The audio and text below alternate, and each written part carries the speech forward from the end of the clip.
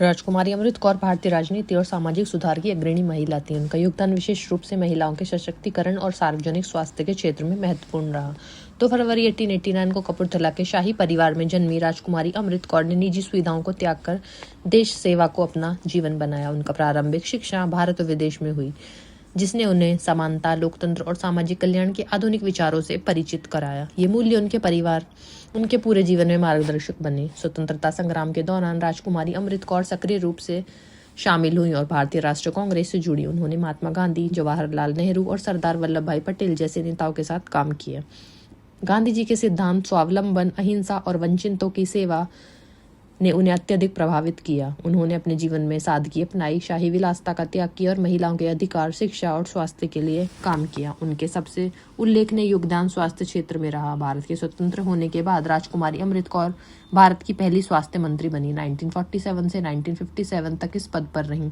स्वतंत्र भारत की पहली कैबिनेट में वे एकमात्र महिला थीं। इस भूमिका ने उन्हें सार्वजनिक स्वास्थ्य ढांचे के विकास, महामारी रोकथाम और मातृ तथा शिशु स्वास्थ्य कार्यक्रमों को बढ़ावा दिया। उन्होंने दिल्ली में all India institute of medical science AIIMS जैसी संस्थाओं से स्थापना की, जो आज भी भारत के प्रमुख स्वास्थ्य और चिकित्सा शिक्षा केंद्रों में से एक है। राजकुमारी अमृत कौर का मानना था कि स्वास्थ्य एक मौलिक अधिकार है और इसका लाभ किसी भी व्यक्ति की सामाजिक या आर्थिक स्थिति पर निर्भर नहीं होना चाहिए। उन्होंने स्वच्छता, टीकाकरण कार्यक्रम और ग्रामीण स्वास्थ्य सुविधाओं के विस्तार के लिए लगातार काम किया। उनके प्रयासों ने भारत की सार्वजनिक स्वास्थ्य नीतियों और संस्थाओं की नींव रखी और उनके द्वारा स्थापित विजन आज भी नीति निर्माताओं के लिए मार्गदर्शन का स्रोत है। स्वास्थ्य क्षेत्र के अलावा उन्होंने महिलाओं के सशक्तिकरण के लिए भी सक्रिय रूप से काम किया। उन्होंने महिलाओं की शिक्षा, सामाजिक समानता और राजनीतिक भागीदारी के लिए संघर्ष किया। वे विभिन्न महिला संगठनों की सक्रिय सदस्य रही हैं और महिलाओं को राजनीति और सार्वजनिक सेवा में शामिल होने के लिए प्रेरित करती रही हैं। उनके प्रयासों ने भारत में महिलाओं के नेतृत्व के मार्ग को खोला। राजकुमारी अमृत कौर की व्यक्तिगत शैली शाही होने के साथ साथ विनम्र भी थी। उनका व्यक्तित्व गरिमामय था, पर वे आम लोगों के बीच हमेशा सहज और सुलभ थी। उनके भाषण प्रभावशाली और प्रेरक होते थे, जो लोगों को क्रियान्वयन और बदलाव के लिए प्रेरित करते थे। उन्होंने हमेशा यह शिक्षा दी कि समाज की सेवा करना सर्वोच्च कर्तव्य है। यह संदेश स्वतंत्र भारत के शुरुआती वर्षों में कई लोगों के लिए प्रेरणा का स्रोत रहा। राजकुमारी अमृत कौर ने पुरुष प्रधान राजनीतिक वातावरण में कई चुनौतियों का सामना किया, लेकिन उन्होंने कभी हार नहीं मानी और अपने पद का उपयोग सामाजिक सुधार और महिलाओं के अधिकारों के लिए किया। वे विश्वास करती थी कि नेतृत्व का वास्तविक अर्थ अपने कर्तव्यों और दृष्टिकोण के माध्यम से समाज में सकारात्मक बदलाव लाना है।